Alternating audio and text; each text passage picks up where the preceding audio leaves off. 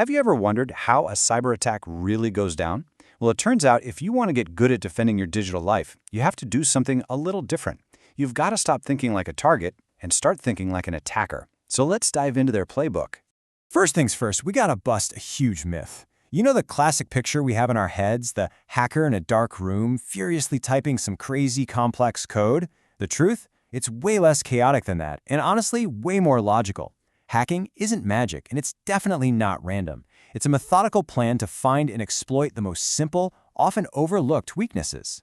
And here's the thing, because it's not magic, that means attackers are actually predictable. They follow a playbook, a series of steps that are surprisingly consistent no matter what kind of attack it is. And today we're going to pull back the curtain and deconstruct that very playbook. So here it is, the 5 core stages of a typical cyber attack. It all kicks off with reconnaissance, gathering intel. Then they move to initial access, getting that first foot in the door. From there, it's all about persistence, making sure they can't get kicked out. Then they use lateral movement to spread out and take control. And finally, they get to the impact, which is the whole reason they're there. Just think of this as our map for the journey we're about to take. So, let's start at the beginning with stage 1, reconnaissance. This is exactly what it sounds like. Just like a thief scoping out a house before a break-in, a hacker starts by quietly gathering information. And get this part doesn't involve any actual hacking at all. It's all just observation from the outside. There's actually a technical term for this. It's called OSINT, which stands for Open Source Intelligence. And what's so wild about it is that it's all about learning a massive amount about a target completely legally, just by looking at information that's already out there for the whole world to see. So, where are they looking? Well, pretty much everywhere you'd expect. They're on LinkedIn, figuring out who works in your IT department. They're reading public company info. They're watching social media to figure out who's friends with who. And yeah, they're definitely sifting through those giant lists of leaked credentials from other breaches, betting that people reuse their passwords. Which kind of brings up a chilling question you should ask yourself. If an attacker decided to target you or your company today, what kind of picture could they build using only the stuff that's already out there for free? The answer is probably a lot more than you think. Okay, so once the attacker's done their homework, they're ready for the next move, getting in and making sure they can stay there. This is initial access and persistence. And you have to understand the key thing here. They're not looking for the hardest way in. They're looking for the absolute easiest. And this right here, this sums up the entire mindset. Forget about some Hollywood scene of breaking through a super-powered firewall. Attackers are all about efficiency. Why go to all that trouble when you can just walk around and jiggle the handles, looking for a door that someone forgot to lock? So what do these unlocked doors actually look like? Well, as you can see, it's overwhelmingly the simple stuff. It's a phishing email that tricks someone into just giving up their password. It's using stolen credentials on an account that doesn't have multi-factor authentication. Or it's taking advantage of a piece of software that someone forgot to update. It almost always comes down to simple human error or basic security hygiene. Right, so as soon as they're in, their number one priority is to make sure they don't get booted out. That's persistence. It's like they've snuck in, and now they're leaving a key under the doormat for themselves. They create a secret back door so they can waltz right back in, even if their original way in gets discovered and sealed up.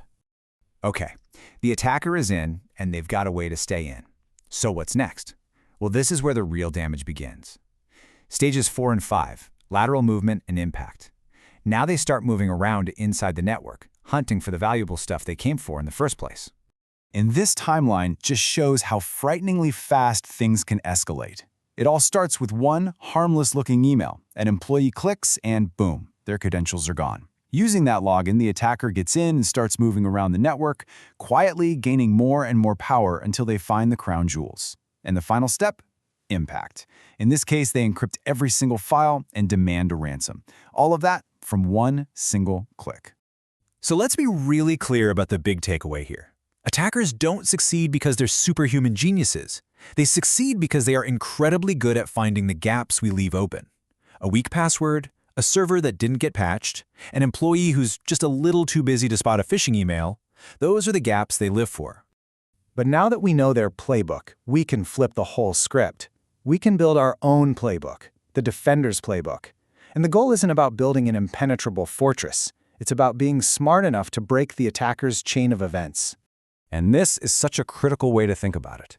You don't need one giant, perfect wall. Your defense is a series of layers, like a chain of its own. And if you can break just one link in their 5-step attack chain, just one, the entire attack falls apart. So this is how we put it all into practice. You create a counter for every single step. For reconnaissance, you limit what sensitive info is public. To stop initial access, you train everyone to spot phishing, and you make multi-factor authentication mandatory. You counter their lateral movement by actually watching your internal network for anything weird. And you survive the impact by having good backups and a plan to respond instantly. And look, if you ever start to think, what difference can I really make? Just remember this number, 95%. That's how many breaches involve a human element. It means all the fancy security tech in the world isn't enough. Your awareness, your gut feeling, your decision to not click that link, that is quite literally one of the most powerful defenses we have. So I'm going to leave you with this one last thought, a little challenge. Now that you know the playbook, I want you to try it on yourself. If you had to attack your own company, or even just your own personal accounts, what's the very first weakness you would go looking for? Because learning to think like an attacker, well, that's the first real step to becoming a great defender.